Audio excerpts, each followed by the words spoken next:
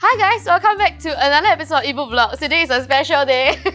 It's always special because every day is special. But today is extra special because Chiara is gonna be an intern! Today we're at an atas Chinese restaurant and I'm gonna go in the kitchen and cook for healthcare frontliners. And what's really amazing about this restaurant is that they have been involved in giving out free food to healthcare frontliners.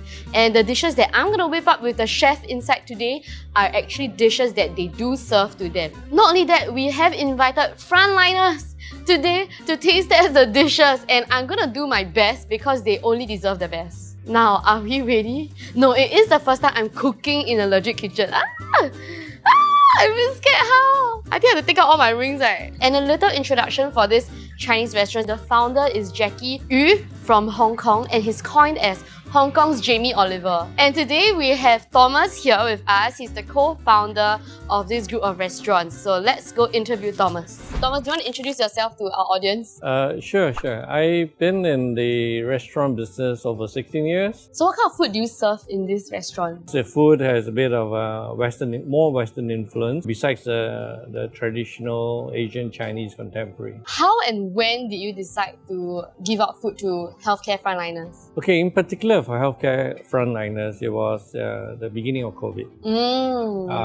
A good friend and guest of CN actually came to me and talked about this project to give meals or food to frontliners. That was early days of COVID in 2020. Wow. And I immediately, latched on that I think it's a great idea. After all, given the circumstances and the challenges that the frontliners been facing, and the early days of COVID was quite scary for many, right? That it was meant to be an encouragement and support for them. But historically, we've been doing quite a bit for different beneficiaries over the 16 years. So that's something I would say part and parcel of our philosophy. Just that during the COVID period, we have done a lot more than we thought we would have done, in the sense that through 2020, we did about 10,000 meals. 10,000? 10,000 meals in 2020? Okay. Then in 2021, unexpectedly, we did just as many. I think we clocked probably over 20,000 in total. So we thought we would continue to do, but we never thought we would do as many. And it wasn't just a meal per se, nor any bento per se. It was meant to be a treat. We wanted it to be something that the frontliners would enjoy and can remember and appreciate it. In the sense of whatever that was served to them are dishes that we actually served in-house. Oh, like on the menu itself? On the menu itself. Oh, okay. Right. It's nice to see them enjoying it. It's a matter of how far you want to go, right? So what are the dishes that you have lined up for us today? There's a vegetable dish, which is a broccoli. So that's fairly simple. Stir-fried broccoli, served together with olive leaves. And the purpose of olive leaves is to give it that savory taste, right? Without using too much salt instead.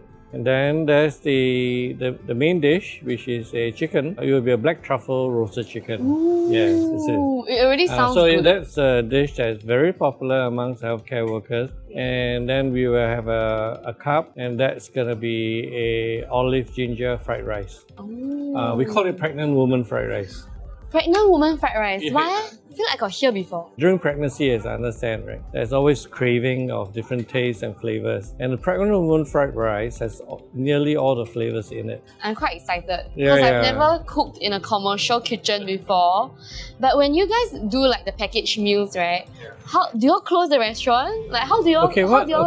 To make this work, and because most of the time is to be served to the healthcare workers during lunchtime, so the food has to be ready by 11. Reach there by 11. So you all start really early to... Exactly. So we start pretty early, sometimes as early as 7, if not 8. Over time, we've gotten pretty good at it. So we didn't have to start as early. I think one of the goodness of involving the volunteers is also for them to experience what it is like. It's an indescribable experience for each of them. As they are doing it, it was very interesting. I must say thank you, Thomas, for sharing this perspective to us because we're non-essential workers, and I feel like the essential workers, they never really complain or voice out all the frustrations they had. So they have been behind the scenes doing their work quietly, just like how you have been providing the meals quietly also without any media buzz. Thank you, Thomas, for sharing your perspective to us. And now I'm gonna head to the kitchen. Yeah, please. Do you want to show me the way? Yes. Okay, let's go. Oh my gosh, I'm scared. No, I'm not.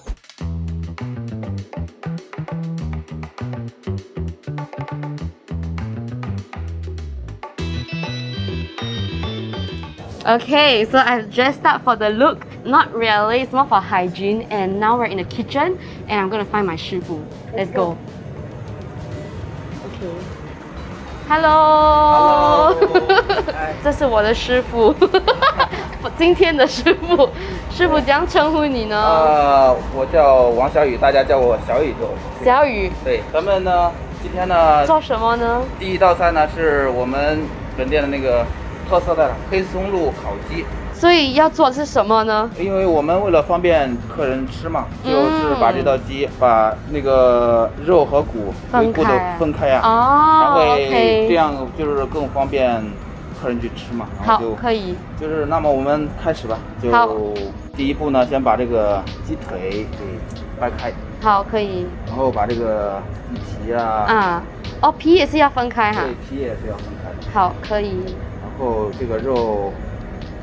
这样，撕成这样嘛，撕成这样。比较小。你来试一下。对 ，OK， 可以。你就把这边这个腿，好 ，OK。然后你看到这个黑松露嘛？对。就是我们腌的那个黑松露。你们放在皮的下面哈。对，因为这样的话会更入味嘛。对，师傅，你看我这样做，你猜一下，我是不是经常有进厨房？对。我看着你像真的是经常有做厨房。哇，幸好 ，OK。那你挺厉害，应该比我会煮。没有，师傅不可以这样讲。你现在搬进去。哇，所以这个等一下放在饭的上面吗？是的，就是把这个鸡肉放在中间哈。放在就是中间就可以了。OK。然后剩下的把这个鸡皮嘛撕一下。哇，盖上去，你就点缀一个青色的嘛，因为这样就看着更分明漂亮。对 ，The first dish is ready 。好 ，OK， 现在第二道菜是哪一个呢？我们的第二道菜是那个香港橄榄菜配西兰花。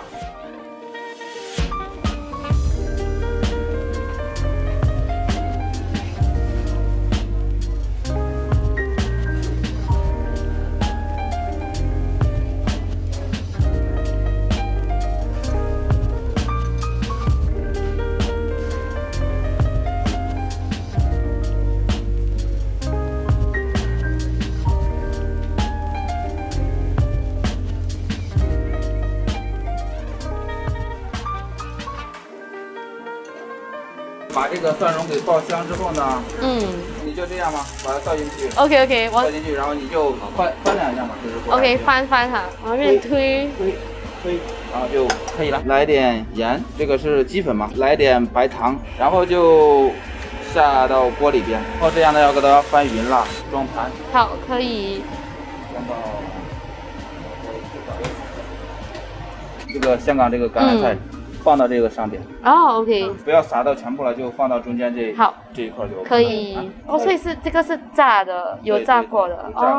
这个是第二个。对，这个是第二道菜嘛。OK，second dish。OK， 现在第三道菜是哪一个呢？我们第三道菜呢是大肚婆炒饭。大肚婆炒饭 ，Pregnant woman fried rice。Yes， 放点橄榄油，放这个姜粒给爆香。爆香之后，然后放海米，甜菜脯。菜脯。对，菜脯。咸鱼。哦，咸鱼也是有。咸鱼干。好。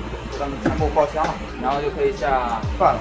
好。给它全部炒匀了。啊，炒匀了。然后放橄榄。好。配橄榄。哦，哇，这样那个颜色也是比较美。对。哎呦，哦，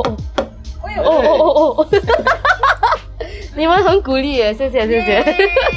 哇，这样第3道也是完了哈。第3道也完了，然后就给它装出来嘛，我拿点花放上去就可以。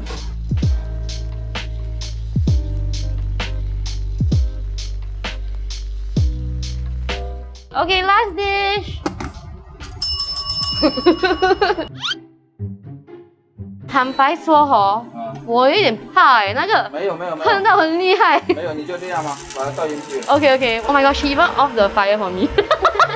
我们看一下。对，你 OK。哇哦！你来了，我教你了，可以。这样做。就这样。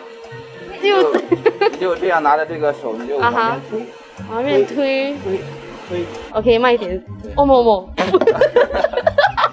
慢一点，你怕是吧？我不怕，我怕看到你。OK。Hello. Hi guys, thanks for joining us today. Okay, let me bring all the food here. Then you all just like say hi to each other. Okay, thank you. Thank you. Okay, cool. Maybe before I introduce the food, why don't you guys introduce yourselves to the camera? Hi, I'm Chiara and I'm a staff nurse. I've been working as a frontliner for 5 months. Hi, I'm Sean. I'm a medical social worker. I've been a frontliner for 3 years. 3 years. Ooh, okay.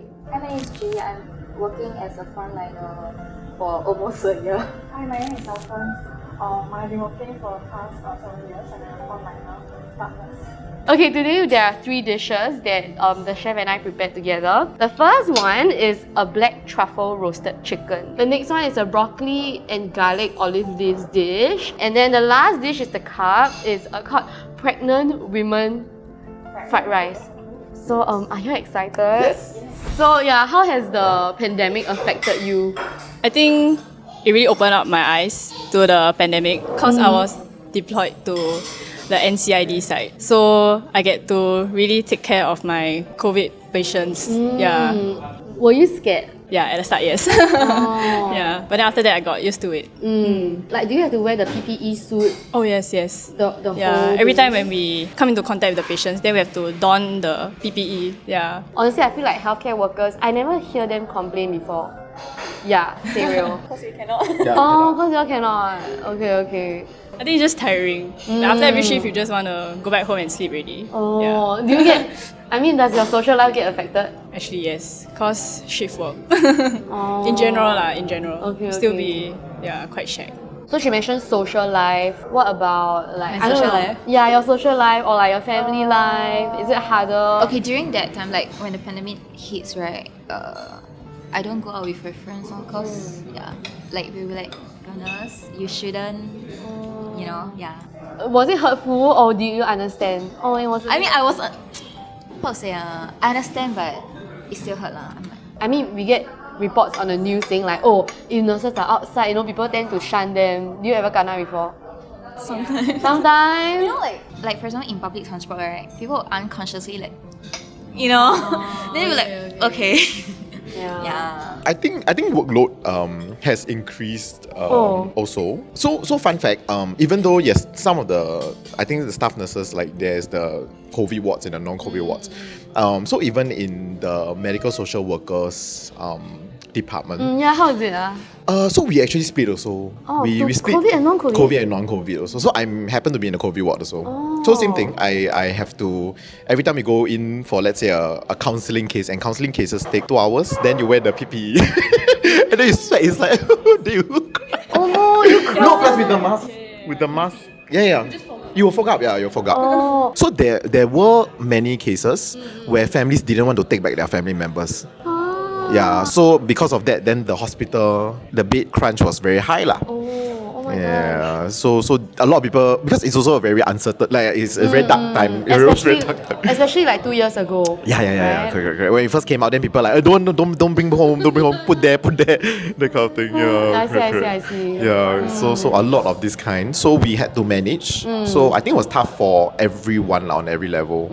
Yeah, there was a lot of fears lah. Okay, last but not least, we have Xiaofen. Worked in 7 years, guys. Oh my gosh, 7 years eh!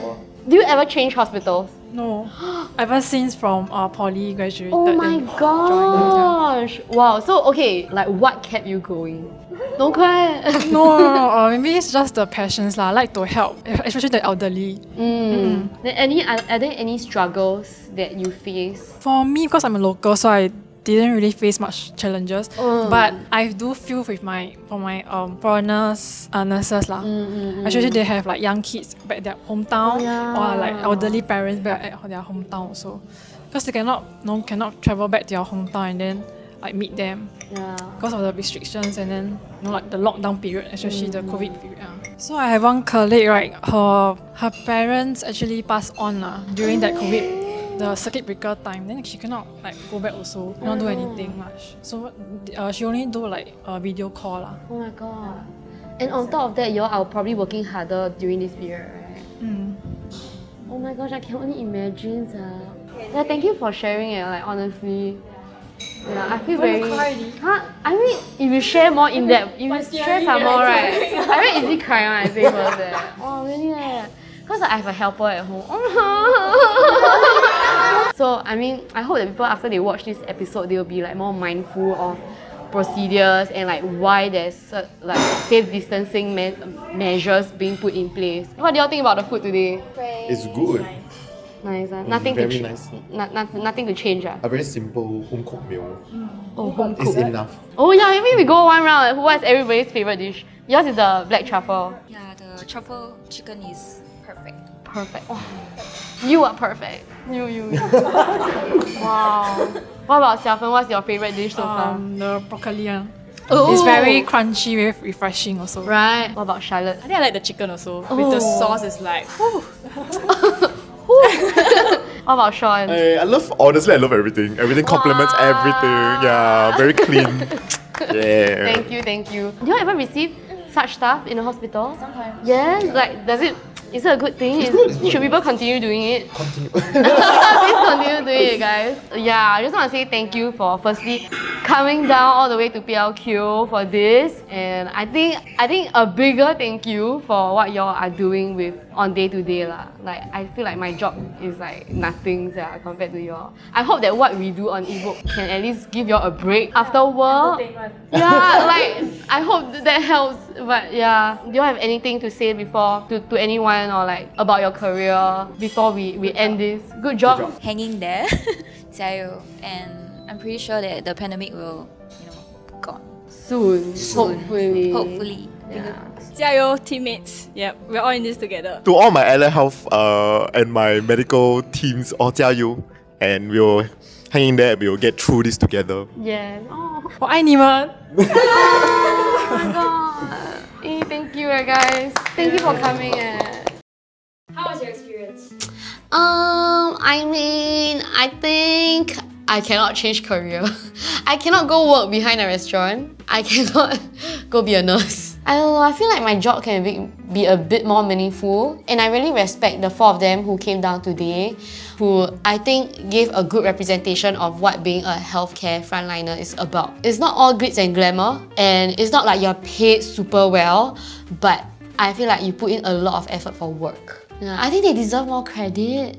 I think they deserve more gratitude. I think it's quite commendable that restaurant owners like Thomas are willing to pump out 10,000 meals for hospitals and etc. Okay, say real, right? Going into this, I thought that it was just, just like bento boxes, just send whatever. But it's like legit good food that they are producing out of their kitchen, like black truffle chicken, wow. So I think it's very commendable that there are people out there who are so generous. And I think what Jay said was quite insightful. Like, you don't have to be a Thomas or a restaurant owner to start helping or like showing gratitude to healthcare frontliners. You can also start by, you know, texting your friend who is a healthcare frontliner and say like, hey, good job, and I didn't know your job requires so much of you every day.